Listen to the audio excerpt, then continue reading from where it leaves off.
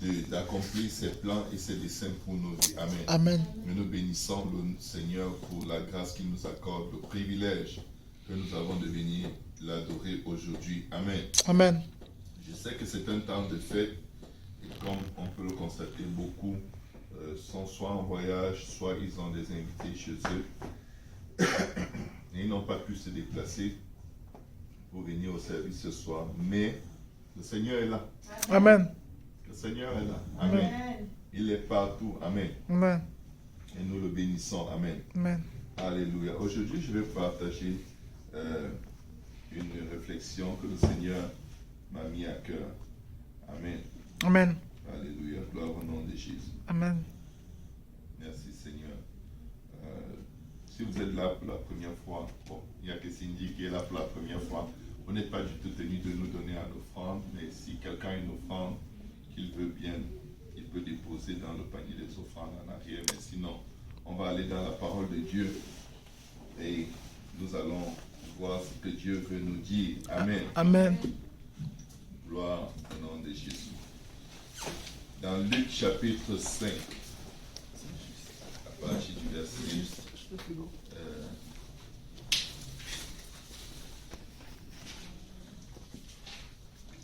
à partir du verset 17. Luc 5 à partir du verset 17. Dieu est bon, amen. Amen. Luc 5 à partir du verset 17, je lis au nom de Jésus. Si on peut tous se lever pour la lecture de la parole de Dieu. Si je veux donner un titre à cette exhortation, je dis c'est pour une seule âme, ou alors pour une seule personne. Amen. Amen. Pour une seule personne. Luc 5, à partir du verset 17, la Bible dit, un jour Jésus enseignait. Des pharisiens et des docteurs de la loi étaient là assis, venus de tous les villages de la Galilée, de la Judée et de Jérusalem. Et la puissance du Seigneur se manifestait par des guérisons. Amen. Moi, je crois que Dieu va guérir quelqu'un ce soir. Amen. Amen. Amen. Et si vous ne croyez pas, moi, je crois que Dieu va me guérir ce soir. Amen. Amen. Alléluia.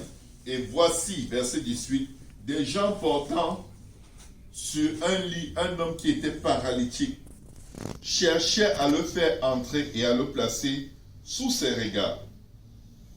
Comme ils ne savaient pas par où l'introduire à cause de la foule, ils montèrent sur le toit et ils le descendirent par une ouverture. Que quelqu'un dise par une ouverture. Par une ouverture. Avec son lit au milieu de l'assemblée devant Jésus. Voyant leur foi, Jésus dit, « Homme, tes péchés te sont pardonnés. » Les scribes et les pharisiens se mirent à raisonner et à dire, « Qui est celui-ci qui profère des blasphèmes? Qui peut pardonner les péchés si ce n'est Dieu seul? » Jésus, connaissant leurs pensées, prit la parole et leur dit, « Quelle pensée avez-vous dans vos cœurs? Lequel est plus aisé de dire, tes péchés te sont pardonnés, ou de dire, lève-toi et marche?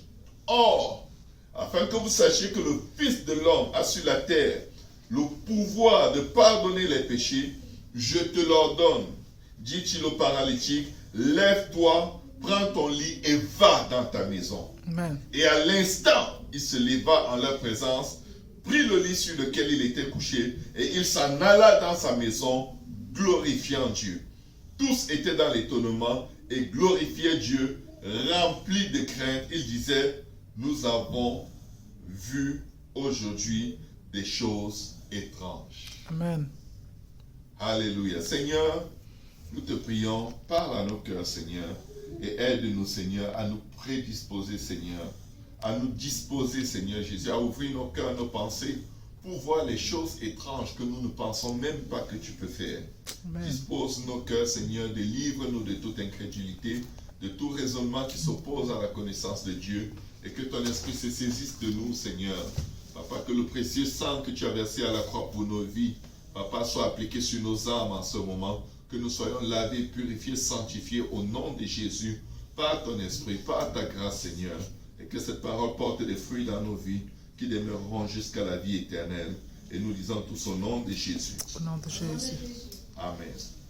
Amen. Vous pouvez vous asseoir. Dans ce passage, nous réalisons à quel point Dieu est bon.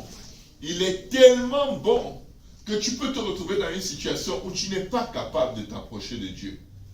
Mais si tu as quelqu'un qui peut prier pour toi, qui peut te présenter à Dieu jour et nuit, quels que soient les obstacles des hommes, quel que soit l'attroupement ou l'encombrement de prière qui peut monter vers Dieu à chaque seconde, c'est un encombrement aux yeux des hommes, mais aux yeux de Dieu, c'est exactement ce qu'il veut. Il veut que des prières montent sans cesse à lui, de la part de ceux qui croient, de ceux qui ne croient pas, de ceux qui sont faibles, de ceux qui sont forts, de la part de tous les hommes et même des dirigeants des nations. Peu importe là où nous nous trouvons, peu importe notre besoin, la parole de Dieu déclare, si tu trouves un intercesseur, si tu trouves quelqu'un qui aura suffisamment de compassion pour toi, pour t'amener devant Dieu en prière, Dieu va faire quelque chose pour toi. Amen. Nous croyons aujourd'hui parce que nous sommes le fruit de la prière de quelqu'un. Parfois, quelqu'un a prié pour nous sans même nous connaître. Aujourd'hui, quand nous étions en train de prier, on se met à prier, on prie comme le jour de la Pentecôte, on commence à prier en d'autres langues. On ne comprend pas, la Bible dit qu'on ne comprend pas ce qu'on dit, mais c'est un esprit qu'on dit des mystères à Dieu. Mais la Bible dit dans 1 Corinthiens chapitre 14 que toute langue signifie quelque chose. Donc Amen. quand on commence à prier en d'autres langues, selon la Bible, nous sommes en train de dire par l'esprit des mystères à Dieu. Amen. Amen. Mais là, le point de ce partage d'aujourd'hui, c'est que tout le monde est tellement important que si tu, dans ta vie, si tu as juste la grâce de connaître quelqu'un qui est prêt à tout pour amener ton cas devant Dieu, il y a une espérance assurée. La Bible nous décrit cet homme comme étant paralytique. Il ne pouvait pas marcher. Il ne pouvait rien faire. Et ses amis qui avaient compassion pour lui savaient que Jésus peut tout faire. Parce que la Bible nous dit que la puissance du Seigneur, verset 17, se manifestait par des guérisons. Amen. Ses amis connaissaient que la puissance de Dieu se manifeste à cet endroit-là par des guérisons. Et ils l'ont porté, mais ils arrivent à cet endroit. Il y a toutes sortes d'obstacles. Les gens bloquent, l'accès est fermé. Et ce n'est même pas leur maison. Mais ils se disent, il n'est pas question que je retourne sous prétexte qu'il y a trop de gens. Ou alors qu'il n'y a personne. Vous voyez, c'est pourquoi, même s'il y a une seule personne qui vient prier, le Seigneur est là. Amen. Il est intéressé non seulement par cette personne, mais par tout ce que cette personne vient apporter dans sa présence. Par toutes les personnes qui sont sur la liste de prière de cette personne. Le Seigneur est là. Amen. Amen. Amen. La porte est fermée par une foule, des dizaines, des centaines, peut-être même des milliers de gens. Ils se disent, il y a un endroit où il n'y a personne. C'est le toit. Personne ne pouvait monter sur le toit pour regarder Jésus. Ils se sont dit, vous savez quoi? On a découvert un domaine de percée spirituelle que personne n'a encore jamais exploité. Mais pour avoir cette révélation, il fallait que leur cœur désire tellement Amen. la Amen. délivrance de leur ami. C'est vrai. Il fallait que leur amour soit tellement profond, que leur compassion soit tellement profonde, que quand le Seigneur va leur inspirer un effort extra à faire pour leur ami, qu'ils n'hésitent pas, qu'ils ne se disent pas, oh non, si je touche au toit, on risque d'appeler le 911, et là les Romains vont venir me fouetter parce que j'ai gâté la maison de quelqu'un. Non, ce n'était pas leur problème. Il doit guérir. Amen. On va voir les conséquences de notre intercession après, mais Dieu doit faire quelque chose pour cette Amen. personne. Amen. Un intercesseur doit être déterminé. Amen. Un intercesseur doit tenir le Seigneur et ne pas le lâcher sans que Dieu ne l'ait béni. Amen. Jacob, quand il rencontre l'ange de l'Éternel, il dit, je ne te laisserai pas partir si tu ne me bénis pas. Amen. C'est là où Dieu veut que nous arrivions dans notre caractère d'intercesseur. Qu'on s'accroche tellement à Dieu pour une personne que Dieu nous dise clairement quelles sont ses intentions. Saül était un roi très mauvais. Mais Samuel priait tellement pour Saül que Dieu lui a dit arrête. c'est bon. Je veux plus que tu me parles de lui. Lui, je l'ai rejeté. Si Dieu ne te dit pas qu'il a rejeté quelqu'un, et tu vas voir dans la Bible, dans des millions de personnes pour qui on priait, il n'y a que très peu de gens, il n'y a même pas 5 que je peux compter que Dieu avait rejeté. De qui il disait, je les ai rejetés. C'était très difficile, c'est très difficile que Dieu arrive à un endroit où il ne veut plus sentir quelqu'un. Parce que la Bible dit que Dieu ne veut pas que le méchant périsse, mais qu'il parvienne à la repentance. Donc Dieu aime le méchant et il déteste la méchanceté. Dieu aime les pécheurs, mais il déteste leurs péchés. Tous les péchés que nous faisons, Dieu les déteste. Mais nous, il nous aime. Amen. Tu as un enfant à la maison qui fait des bêtises. Tu détestes ce qu'il a fait. Ça te rend enragé, furieux. Mais ton enfant, tu l'aimes. Amen. On doit garder cela en tête. Parce que très souvent, quand on voit quelqu'un qui pêche, qui fait du mal, qui pêche exprès contre Dieu, on est tellement fâché de la personne. Et non, on est plus fâché de la personne que du péché de la personne. Que de l'esprit qui se cache derrière ce péché. Et on rejette la personne avec tout le mal qu'elle fait. Mais Dieu dit non, non, non. En jetant, récupérer ce qui m'appartient. Cette âme, cette personne, c'est moi qui l'ai créée. Amen. Est-ce que quelqu'un peut se tenir pour cette personne? Amen. Amen. Amen. Est-ce que quelqu'un peut se tenir et me demander de sauver cette personne, me demander de guérir cette personne, me demander de secourir cette personne parce que j'ai l'intention de le faire. Amen. Amen. Ces gens n'ont pas hésité. Ils ont couru des risques de se retrouver avec une facture de réparation de toit. Et c'est l'Ancien Testament. Tu gardes quelque chose qui appartient à quelqu'un, tu dois payer. Tu ne vas pas t'échapper. Œil pour œil, dent pour dent. Tu tues la vache de quelqu'un, tu dois lui rembourser une vache. Tu enlèves l'œil de quelqu'un, il a le droit de venir réclamer et t'enlever ton œil pendant que tu es conscient. Même si tu l'as fait accidentellement. C'était une époque dangereuse. C'était une époque difficile. Mais un homme avait des bons amis. Regardez ce que la Bible dit dans le livre de Job, au chapitre 33. La Bible dit ceci. Job chapitre 33, à partir du verset 14. Dieu parle, cependant, tantôt d'une manière, tantôt d'une autre. Et l'on n'y prend point garde. Ça veut dire que Dieu nous parle tout le temps, on ne fait pas attention. On continue de vivre comme on veut. On continue de suivre notre chemin de vie. On commence à faire nos choix de vie. Pourtant, Jérémie 23, 17 dit, la voix de l'homme n'est pas en son pouvoir. Et il n'appartient pas à l'homme, lorsqu'il marche, de diriger lui-même ses pas. C'est littéralement interdit par Dieu que nous entreprenions des choses sans demander sa volonté. Parce qu'il sait, dans beaucoup de choses qui nous sont inspirées, il y a beaucoup de pièges de l'ennemi. Au début, on est sûr, c'est ça la bonne chose à faire. Et arrivé, poum, les pleurs, les grincements dedans, les déceptions.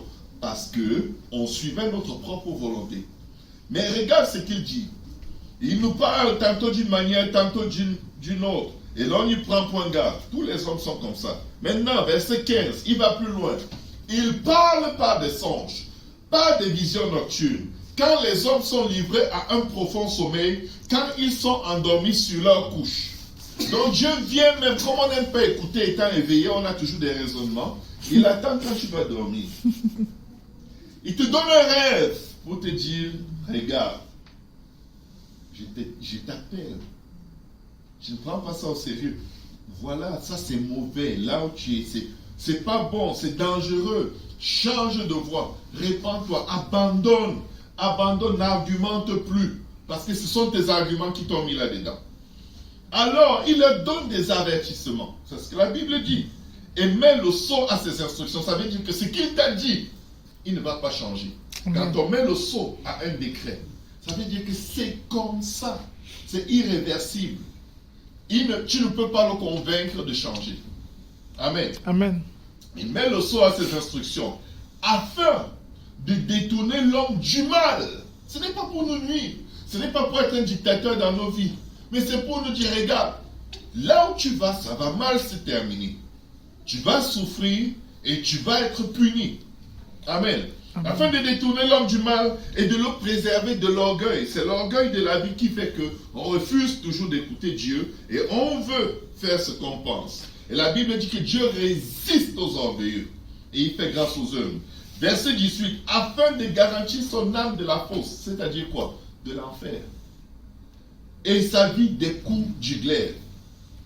Par la douleur aussi, l'homme est repris sur sa couche. Ça veut dire, il nous parle pendant qu'on est conscient, on n'écoute pas. Il nous parle dans les rêves, on n'écoute pas. Maintenant, il utilise la troisième technique, la douleur, les maladies. C'est écrit. Par la douleur aussi, verset 19, l'homme est repris sur sa couche. C'est-à-dire que Dieu lui dit, regarde ce que je t'avais dit.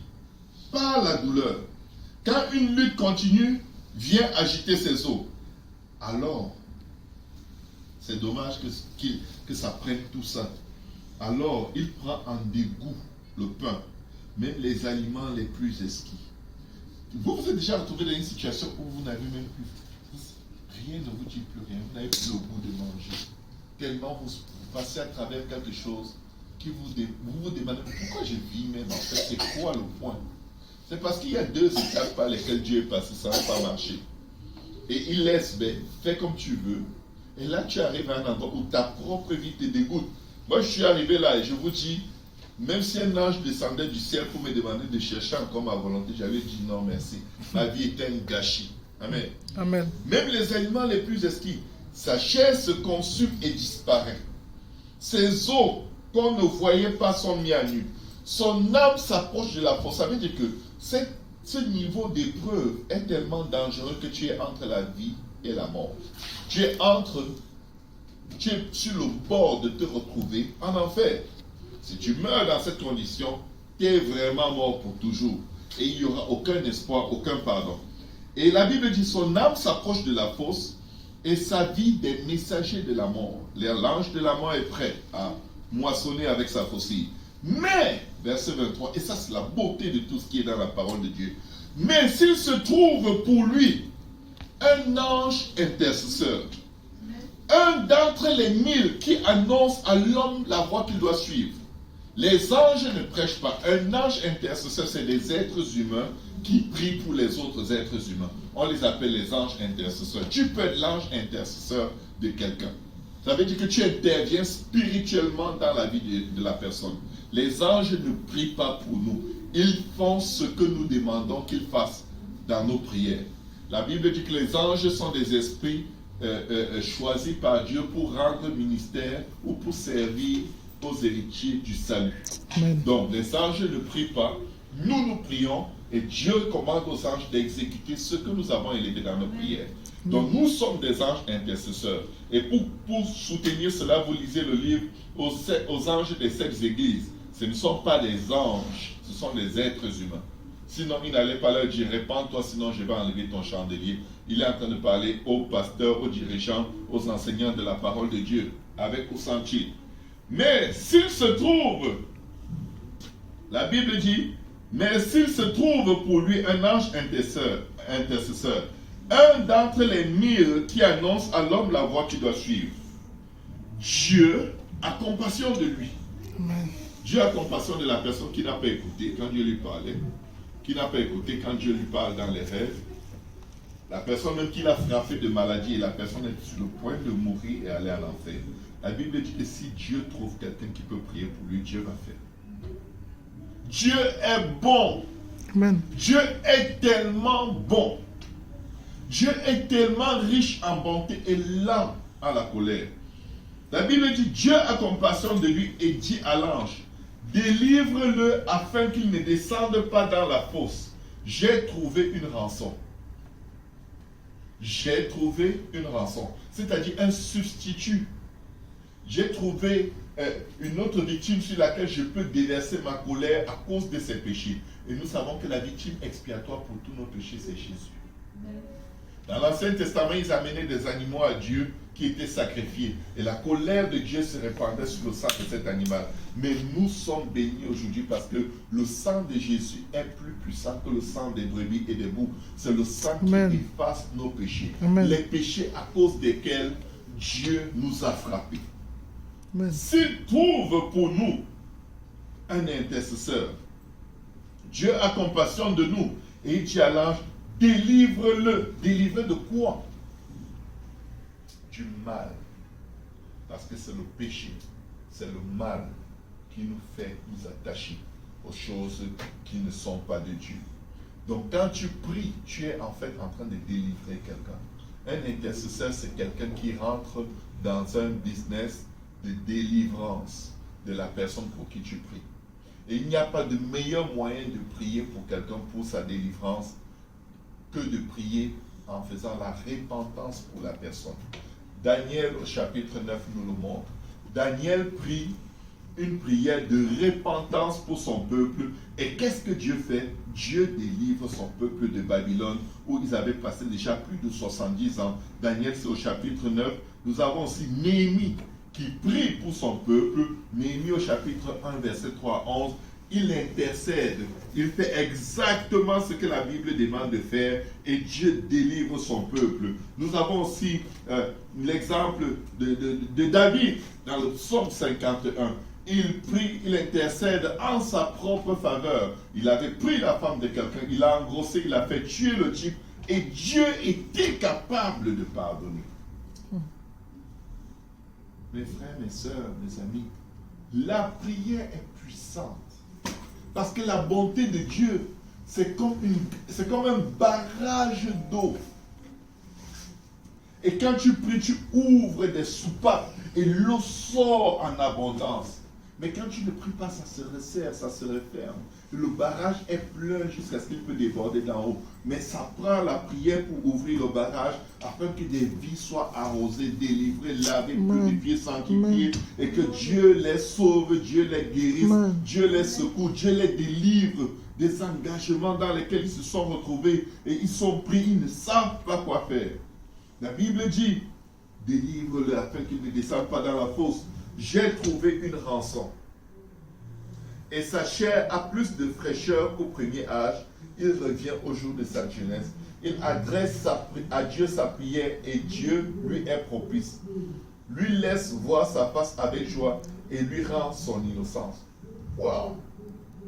Dieu peut faire tout ça? Oui. Pourquoi? Parce qu'il y a 2000 ans, il a tout accepté de supporter pour pouvoir nous délivrer de toutes nos erreurs, de toutes nos condamnations. La Bible dit au verset 26, il adresse à Dieu sa prière et Dieu lui est propice. Tu peux prier pour une personne qui n'arrive pas à prier et la personne se retrouve subitement capable de prier. Je vous dis, parfois au lieu de dire à quelqu'un, non il faut prier, toi laisse la personne. Va prier pour la personne. Tu vas prier jusqu'à ce que Dieu enlève les chaînes spirituelles qui ferment la bouche de cette personne.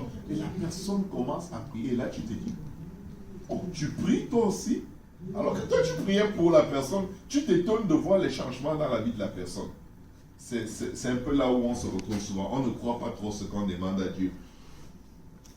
La Bible dit, il adresse sa prière, à Dieu sa prière, et Dieu lui est propice. Lui laisse voir sa face avec joie et lui rend son innocence. C'est pour dire quoi? Il n'y a personne qui est sauvé par la prière des autres. Nos prières poussent les gens pour qui nous prions à chercher Dieu eux-mêmes. Parce que je ne peux pas me repentir pour toi et toi tu ne te repens pas, tu vis ta vie de débauche ou de n'importe quoi et tu arrives là, oh ah ben je connaissais quelqu'un qui priait pour moi. Dieu m'a dit non. Sans la repentance, il est impossible que Dieu pardonne un péché. Tu peux te repentir pour quelqu'un, Dieu va activer un principe de conviction et un appel à la repentance dans la vie de la personne jusqu'à ce que ça se produise. Mais je vais vous dire quelque chose, la personne a toujours le choix de dire je ne veux pas. Mais tant que la personne vit, prie. Amen. Si cette personne n'est pas morte, n'arrête pas. David avait péché, il a conçu un enfant adultérin. Et cet enfant est tombé malade. Le Seigneur avait dit par le prophète Nathan, l'enfant que tu as eu va mourir. David a dit, avant qu'il ne meure, je vais aller jusqu'au sommet. Il est entré dans un jeûne. Il a prié des jours. L'enfant était gravement malade. Là, il a prié jusqu'à ce que l'enfant meure avant de s'arrêter. Je vais te dire quelque chose. Si tu pries pour quelqu'un, mets-toi juste un but dans la tête. Tant que la personne dit, je vais prier pour elle. Amen. Je vais vous dire pourquoi ça c'est le meilleur des buts à viser. Quand tu abordes la prière avec cette détermination, c'est impossible que tu te décourages parce que la personne va vivre. Amen. L'ennemi va devoir se reculer très vite parce que ta détermination du départ ne dépend pas de l'ennemi. Le point de détermination, c'est-à-dire la vie de la personne, dépend de Dieu. C'est Dieu qui donne la vie, c'est Dieu qui la reprend. La Bible dit que c'est Jésus-Christ qui a les clés de l'enfer et du séjour des morts.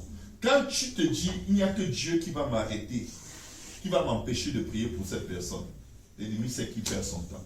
Il ne va même pas réussir à te décourager parce que tout le temps, tu vas être la personne vit encore. Pourquoi je vais arrêter? Si je priais pour la personne parce que la personne est méchante, parce que la personne fait beaucoup de mal, je n'ai pas l'intention d'arrêter puisqu'elle le fait toujours.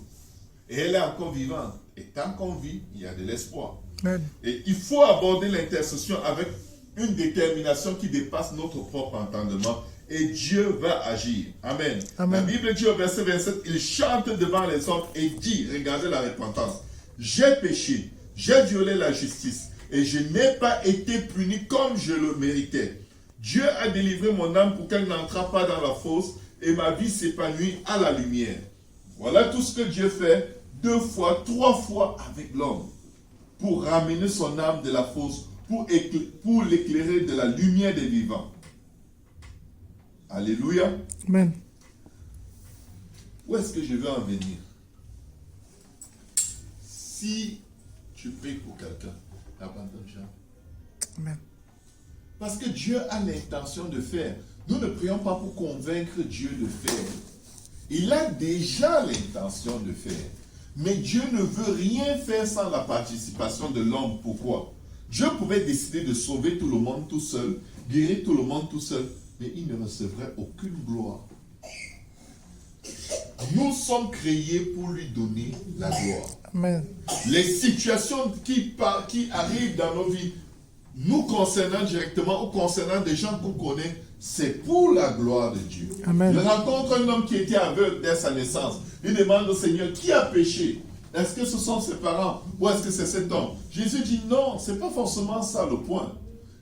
Il est dans cette situation pour la gloire de Dieu, afin que le nom du Seigneur soit glorifié. Et Jésus l'a guéri immédiatement. Amen.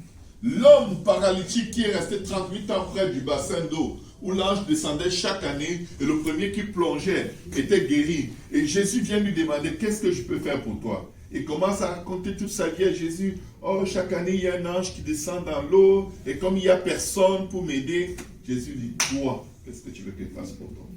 Vous savez, des fois, là, il faut juste dire à Dieu direct. Amen. Les explications de qui avait fait tel avant que j'ai fait tel. Oh Seigneur, si je me suis trompé, c'est de la faute de Dieu sait. Il veut t'aider. Et quand tu veux que Dieu t'aide, va directement devant lui avec le problème direct. Ces gens qui étaient à la porte avec leurs amis pouvaient avoir toutes les excuses pour retourner avec et dire, tu vois, on a essayé, hein, mais il y avait trop de gens. Hein. Peut-être on va essayer un autre jour. Retournons à la maison. Non. Ils ont tout fait pour arriver directement devant Jésus avec le problème. Et Jésus a guéri. La Bible dit qu'il a été blessé pour nos péchés. Il était blessé pour nos péchés. Ésaïe 53, si on peut ouvrir Ésaïe 53, c'est avec Ésaïe 53 qu'on va finir. Qui a cru ce qui nous était annoncé, qui a reconnu le bras de l'Éternel. Il s'est élevé devant lui comme une faible plante, comme un rejeton qui sort d'une terre desséchée. Il n'avait ni beauté ni éclat pour attirer nos regards. Nous aimons être beaux, mais la Bible dit du Seigneur, il n'était pas du tout, on ne le remarquait même pas. Le verset le dit, mais son aspect n'avait rien pour nous plaire. Rien. Méprisé et abandonné des hommes, homme de douleur et habitué à la souffrance, semblable à celui dont on détourne le visage, nous l'avons dédaigné, nous n'avons fait de lui aucun cas, il n'avait aucune considération. Cependant, sont nos souffrances qu'il a portées, c'est de nos douleurs qu'il s'est chargé. Et nous l'avons considéré comme puni, frappé de Dieu et humilié. Mais il était blessé pour nos péchés, brisé pour nos iniquités. Il n'était pas blessé pour quelque chose que nous avons fait de bien. Il a accepté la souffrance parce que nous étions en route vers l'enfer. Parfois tu vas supporter, tu vas défendre quelqu'un, exposer ta vie pour quelqu'un parce que tu sais que c'est quelqu'un de bien. Mais là, lui il expose sa vie parce que nous sommes mauvais. Nous sommes irrécupérables. Il n'y a rien de bon en nous. Il dit, je ne peux pas les laisser partir. Parce que si je ne le fais pas, personne d'autre. Amen. Amen. Le châtiment qui nous donne la paix est tombé sur lui. Et c'est par ces meurtrissures que nous sommes guéris. Guéris de quoi? Nos péchés. La première maladie, la principale maladie de l'homme, c'est le péché. C'est pourquoi quand quelqu'un est même malade, la Bible dit, si l'un d'entre vous est malade, qu'on appelle les anciens de l'église, qu'il le oigne d'huile et qu'il prie. Si cette personne a commis un péché, son péché lui sera pardonné. La prière adresse d'abord la condition du péché. Et la Bible dit, et le malade sera guéri, car la prière du juste est d'une grande efficacité. Donc la première chose qu'il faut traiter, il ne faut pas avoir peur de prier pour quelqu'un dire, Seigneur, efface ses péchés. Il y a des gens qui vont être comme, oh, tu m'as appelé péché. Regarde, si tu veux la guérison, calme-toi. Ok? On prie pour que Dieu te guérisse. Tu ne connais pas tes péchés. La Bible dit que celui qui dit qu'il n'a pas de péché est un menteur. Et la vérité n'est point en lui. Nous sommes tous pécheurs et privés de la gloire de Dieu. Même quand on n'est pas au courant de quel péché nous avons commis, on est tous pécheurs. Amen. Donc, on doit prier pour les gens, mais adresser la question du péché. Pas demander à la personne, est-ce que tu as péché? Tu as des péchés à me confesser? Non, c'est pas ça. Demande à Dieu, pardonne ses péchés. Amen. Parle à Dieu. Amen. Amène la Amen. personne comme quelqu'un qui ne peut pas parler pour elle-même. Prie à Dieu, demande à Dieu de pardonner son péché et ordonne la guérison de cette personne par les meurtrissures de Jésus-Christ. Amen. Et c'est par ces meurtrissures que nous sommes guéris. Parce que Jésus a été frappé. Parce qu'il a été déchiré. Parce qu'il a été blessé. Son sang a coulé pour nous. La Bible dit que dans Ésaïe 52 ou 54, la Bible dit qu'il a été tellement battu que son visage n'était plus semblable à celui des fils de l'homme. Vous pouvez vous imaginer un visage d'un être humain qui ne ressemble plus au visage d'un être humain à cause des coups. C'est une boule de sang. Et la Bible dit qu'il n'a pas détourné son visage. Il n'a pas esquivé. Et il n'a même pas murmuré un seul mot de plainte. La Bible dit, verset 6, nous étions tous errants comme des brebis. Chacun suivait sa propre voie. Je vous garantis, mes frères, mais c'est jusqu'à ce que le Seigneur revienne. Nous aurons tendance à nous égarer. C'est pourquoi nous sommes sauvés par la grâce au moyen de la foi. Tout le monde fait des erreurs. Tout le monde a le péché qui le dérange. La négligence, la paresse. Tellement de choses que si on affiche tout ça sur un t-shirt, on te demande de le porter, tu vas dire, je ne sors plus du chemin. Si je suis obligé de porter ce t-shirt, je reste dans ma chambre. Parce que personne ne peut. Personne ne peut. Amen. Amen. Nous étions tous errants comme des brebis, chacun suivait sa propre voie. Et l'Éternel a fait retomber sur lui, pas sur nous, l'iniquité de nous tous, pas notre justice, pas notre sainteté, pas notre prière, pas notre consécration, mais tout ce qu'il y a de plus mauvais en nous. Dieu a dit, prends. Il a dit, je prends. Pour lui, je prends. Pour tout homme qui naîtra de femme, je prends. Il n'y a pas une seule personne que Dieu a exclue de la possibilité d'être sauvé. Il a été maltraité et opprimé et il n'a point ouvert la bouche. Semblable à un agneau qu'on mène à la boucherie, à une brebis muette devant ceux qui l'attendent, il n'a point ouvert la bouche. Quand on nous pique, quand on nous énerve, on parle. Et à la fin, ça n'a rien changé. Lui, il n'a pas ouvert la bouche. Il a été enlevé par l'angoisse et le châtiment. Est-ce que vous avez déjà été angoissé? Moi, depuis que le bébé de Solange est mort, parfois j'ai des angoisses. Je me sens comme si je suis en train de vivre une autre vie qui ne m'appartient pas. Ce décès m'a trop affecté. je me couche, je dors, mais je me réveille, je suis toujours comme si je n'ai pas dormi. Et je veux manger, je mange. Soit je mange trop, je n'ai même pas faim. Soit je n'ai pas faim, je ne mange pas, je me sens faible et je me sens agressif. Il y a des événements comme ça qui troublent juste ta vie et tu es comme, Seigneur, j'ai besoin de toi, fais quelque chose. Nettoie-moi, enlève. C'est compliqué de vivre une vie avec des angoisses. Mais il avait des angoisses. Et quand il était dans le jardin de Gethsémani, il a tellement prié à travers ses angoisses que la Bible dit que sa sueur s'est changée en sang. Il n'a pas commencé à saigner à la croix. Il a commencé à saigner dans le jardin sans que quelqu'un ne le touche avec un seul coup. Son sang a continué de couler à la croix. Il n'a pas commencé à couler à la croix. Son sang a coulé pendant qu'il intercédait pour nous. L'intercession d'un niveau tellement profond, où le stress du fardeau des péchés de l'humanité qu'il doit porter était comme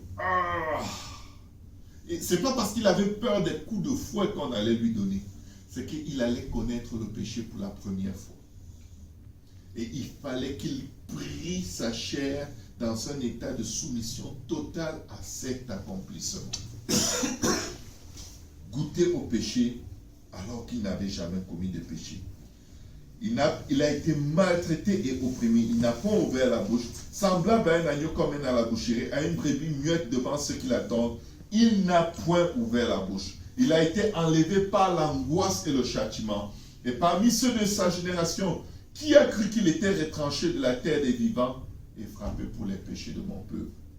On a mis son sépulcre parmi les méchants, son tombeau avec le riche. Quoiqu'il n'y eût point commis de violence et qu'il n'y eut point de fraude dans sa bouche. Il y a plein de fraude dans nos bouches. Lui, il n'y en avait pas. Mais regardez verset 10. Comment tu peux t'imaginer que tu fais tout correct avec Dieu, mais tu souffres? Les souffrances, ce n'est pas toujours parce qu'on a péché. Des fois, là, Dieu te fait juste participer aux souffrances du Christ d'une certaine manière.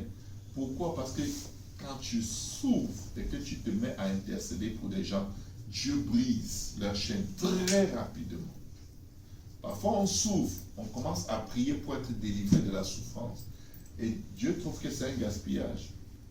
Parce qu'il partage avec toi son fardeau pour que tu fasses ce qu'il a fait pour délivrer le reste de l'humanité. Pas pour que tu cherches à sortir de là. Parce qu'une fois que le but de la souffrance est accompli, il enlève. Comme ça, tu n'as même pas besoin de prier pour que ça quitte. Il enlève. Amen. Amen. Il a plu à l'Éternel de l'eau brisée par la souffrance. Il a plu. Après avoir livré sa vie en sacrifice pour le péché, il verra une postérité et prolongera ses jours. Et l'œuvre de l'Éternel prospérera entre ses mains. À cause du travail de son âme, il rassasiera ses regards. Par sa connaissance, mon serviteur juste justifiera beaucoup d'hommes et il se chargera de leurs iniquités. Je ne sais pas qui t'a traumatisé, qui t'a offensé récemment. Mais parfois, j'ai vraiment retenu une chose dans la vie chrétienne. Quand quelqu'un te pique, c'est parce que cette personne pique Dieu. Et Dieu cherche un intercesseur. Tu ne peux pas vraiment intercéder en profondeur pour quelqu'un sans goûter au mal que la personne fait à Dieu tous les jours. Vous savez, le peuple d'Israël a péché contre Moïse, contre Dieu. Ils se sont livrés à la débauche. Et Moïse a intercédé. Non, Seigneur, ne les tue pas.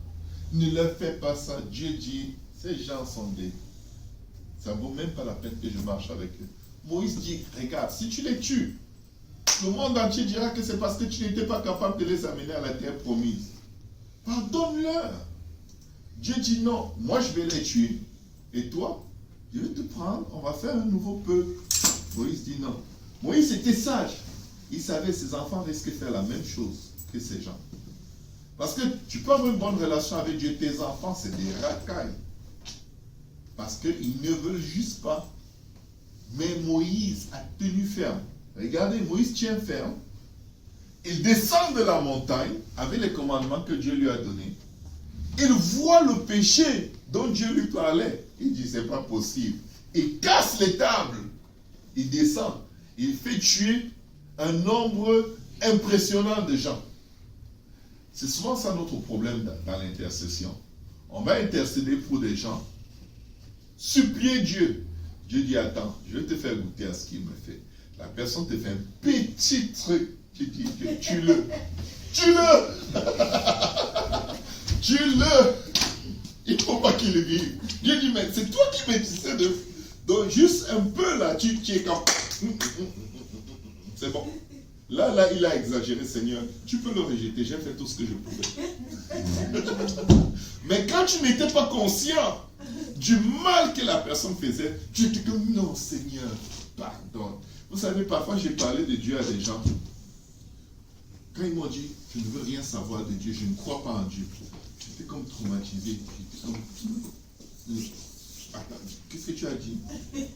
On avait une étudiante, quand j'étudiais en Allemagne, une jolie fille, elle était hongroise, elle était dans notre palier. Elle était tellement gentille.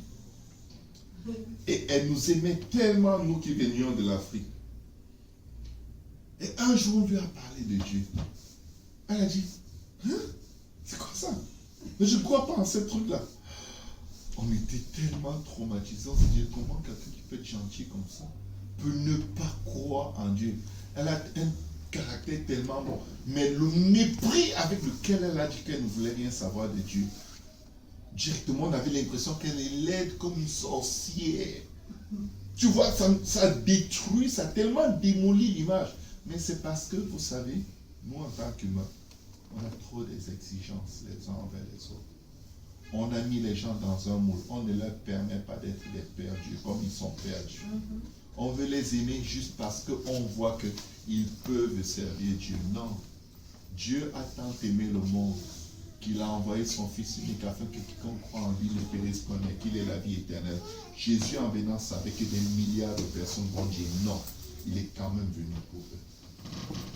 Et pour être un bon intercesseur, il faut donner le droit aux gens de refuser Dieu, d'être perdus jusqu'au bout, si ils ont résisté à Dieu jusqu'à la fin. Mais notre défi, c'est de les aimer jusqu'au bout. Amen. Amen. Si on peut tous se lever, on va prier. Donc aujourd'hui, je ne sais pas quel est ton besoin, mais je sais qu'on peut prier et Dieu va te guérir. Amen. Je sais qu'on peut prier et Dieu va faire quelque chose que tu n'espères plus. Amen. Parce que Jésus a trop pris sur lui pour ne pas exaucer nos prières. Il a juste trop pris. Et on nous donnerait l'éternité pour évaluer tout ce qu'il a fait pour nous. On ne pourra jamais arriver au fond. C'est beaucoup ce qu'il a fait. C'est pourquoi il peut pardonner beaucoup de péchés. Il peut guérir beaucoup de maladies. En fait, il n'y a rien qui soit impossible à Dieu. Il peut sauver tous les hommes. Il dit une seule chose, répentez-vous et que chacun de vous soit baptisé au nom de Jésus pour le pardon de vos péchés et vous recevrez le don du Saint-Esprit. Car la promesse est pour vous, pour vos enfants et pour tous ceux qui sont au loin, en aussi grand nombre que le Seigneur notre Dieu les appellera. Nous allons élever nos voix, nous allons prier. Nous allons prier pour nous-mêmes, connaissant que nous ne sommes que des hommes, mais nous avons un très grand Dieu, capable de venir nous secourir au lieu de nos besoins. Et nous allons prier pour tout ce que le Seigneur nous met à cœur. Et si on peut prendre juste les 5 prochaines minutes et parler à Dieu. Et si vous n'avez pas de mots pour lui parler, dites-lui seulement merci. Merci Seigneur. Dites-lui merci en citant le nom de quelques personnes. Et Dieu va les visiter à l'endroit où ils sont. Merci Seigneur. Éternel, pardonne toutes ces voies mauvaises dans lesquelles nous marchons, Seigneur, qui nous éloignent de toi, Seigneur. Papa, je viens prier, Seigneur Jésus, pour tous ceux qui ont besoin de guérison, Seigneur. Que ta main puissante s'étende maintenant et les guérisse. Seigneur, nous avons besoin de guérison. Guéris-nous de nos péchés, nos transgressions, nos iniquités. Guéris-nous de nos défaillances, nos paresses, nos négligences, Seigneur. Guéris-nous de notre nature humaine mauvaise, Seigneur Jésus. Guéris-nous de notre nature humaine qui juge et qui condamne, Seigneur. Délivre-nous de la colère, de la fureur, de la rage, Seigneur. Délivre-nous, Seigneur, du filet de l'oiseleur, de nos mauvaises pensées, Seigneur. Papa, mets ta main et change nos cœurs, Seigneur. Enlève la pierre de nos cœurs, Seigneur. Crée en nous un cœur pur, renouvelle en nous un esprit bien disposé, Seigneur. Papa, alors que tu nous rappelles tous les jours que nous sommes de passage, nous sommes des pèlerins sur la terre, fais-nous grâce, Seigneur. Aide-nous à être prêts tous les jours, Seigneur. Aide-nous, Seigneur, à ne pas, Seigneur, négliger, Seigneur, ton œuvre, Seigneur, et perdre notre récompense, Seigneur. Aide-nous à nous accrocher à faire du bien, Seigneur. Aide-nous à nous accrocher à pratiquer la justice, Seigneur. Aimer la miséricorde et à marcher humblement devant toi, Seigneur. Aide-nous à nous accrocher à ta parole, Seigneur. Papa, je viens, Seigneur, commander, Seigneur, par les vertus de Dieu, Seigneur Jésus, que ton sang, Seigneur Jésus, nous couvre, que ton sang nous lave, que ton sang nous purifie, que ton sang nous sanctifie, Seigneur. Crée en nous un cœur pur, renouvelle en nous un esprit bien disposé. Crée en nous un cœur pur, Seigneur, ne nous cache pas ta face, Seigneur. Ne nous retire pas ton Esprit Saint, Seigneur. Donne-nous la joie de ton salut, Seigneur. Donne-nous la joie de ton salut, Jésus. Donne-nous la joie de ton salut, Seigneur. Donne-nous la joie de ton salut, Seigneur. Papa, la seule chose qui compte, Seigneur, que nos noms soient écrits dans ton livre et ils demeurent jusqu'à ce que tu reviennes. À l'aide au secours, Seigneur, dans nos faiblesses. À l'aide au secours quand nos pas se précipitent vers le mal. Quand nos lèvres se précipitent vers le mal. Quand nos pensées se baladent dans la vallée de l'ombre de la mort, Seigneur. En pensée mal, Seigneur. Pardonne-nous et délivre-nous du mal. Crée en nous un cœur pur, renouvelle en nous un esprit bien disposé. Écris ta parole dans nos cœurs et fais en sorte que nous gardions tes commandements et que nous observions tes lois, Seigneur. Écris dans nos cœurs ta parole, Seigneur. Incline nos cœurs vers toi, Seigneur. Incline nos cœurs, Seigneur, à pratiquer la justice, Seigneur. À fuir le mal et l'apparence du mal, Seigneur. À aimer la miséricorde, Seigneur, et à marcher humblement devant toi, Seigneur. Jésus, Fils de David, crée en nous un cœur pur, Seigneur. Crée en nous un cœur pur, Seigneur. Crée en nous un cœur pur, Seigneur.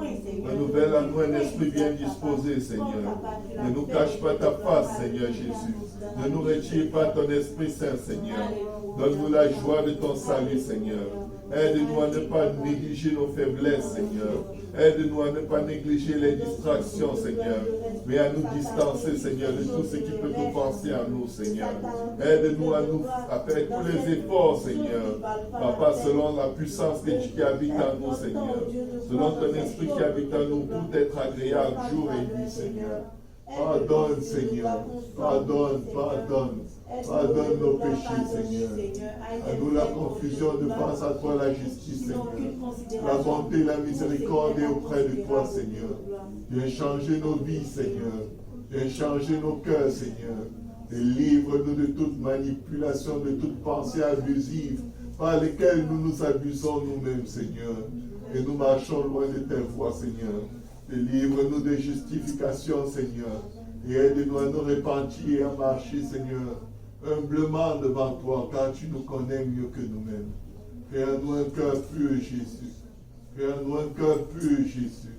Crée en nous un cœur pur, Seigneur. Renouvelle en nous un esprit bien disposé, éternel. Oh Dieu, aide-nous, Seigneur. Nous ne te manquerons pas de te donner tout honneur et toute gloire, parce que tu nous as aimés le premier. Merci, Seigneur. Merci pour ta vie, merci pour ta grâce. Merci, Prince de paix et de gloire. Merci pour le sang que tu as versé à la croix pour nous. Merci d'intercéder pour nous jour et nuit. Ne te fatigue pas de nous, Seigneur, mais donne-nous encore la force de nous relever et de marcher à l'ombre de tes ailes. Oh Papa, merci, Seigneur. Papa, alors que tu essayes de nous rassembler sous ton aile, comme la poule rassemble ses poussins, aide-nous à venir sous ton aile lorsque tu nous appelles encore. Aide-nous à nous humilier et à nous approcher de toi, afin que tu t'approches de nous, que tu nous protèges et tu nous délivres des traits enflammés de l'ennemi. Crée à nous un cœur pur. Renouvelle à nous un esprit bien disposé. Ne nous cache pas ta face, Seigneur. Ne nous retire pas ton Esprit Saint. Donne-nous la joie de ton salut. Et les eaux que tu as brisées, nos vies brisées se réjouiront, parce que tu nous as restaurés. Merci, Seigneur. Merci, merci, Seigneur. Merci, Père éternel. Merci au nom de Jésus. Merci, Seigneur. En ta présence, nous nous tenons, Seigneur. Envoie ta pluie et arrose nos cœurs. Ouvre les écluses des cieux en abondance. Envoie ta pluie, arrose-nous, arrose nos enfants. Arrose, Seigneur, les époux, les épouses de tes serviteurs, de ceux qui invoquent ton nom, Jésus. Arrose nos familles de ton esprit, Seigneur. Sauve nos parents, Seigneur. Sauve la maison de nos pères, de nos mères, Seigneur. Sauve nos frères, nos sœurs, sauve nos cousins, cousines. Sauve nos ennemis, Seigneur. Sauve ceux qui nous persécutent, qui nous oppriment. Et quand tu nous donnes part à tes souffrances, aide-nous à être des intercesseurs remplis d'amour et de compassion, Seigneur, pour ceux qui nous persécutent. Au nom de Jésus. Au nom de Jésus. Merci, Jésus. Merci d'avoir entendu nos prières. Merci pour les guérisons que tu opères en ce lieu. Tu as envoyé ta parole, Seigneur. Et tu déclares que ta parole nous guérit. Que toute maladie, Seigneur, dans ce lieu, soit enlevée par la puissance de ta parole que nous avons écoutée. Au nom de Jésus-Christ. Au nom de Jésus-Christ. Au nom de Jésus. Au nom de Jésus. Au nom de Jésus. Au nom de Jésus. Au nom de Jésus. Au nom de Jésus. Au nom de Jésus. Alléluia, Jésus. Merci, Seigneur. Est-ce qu'on peut acclamer le Seigneur? Alléluia.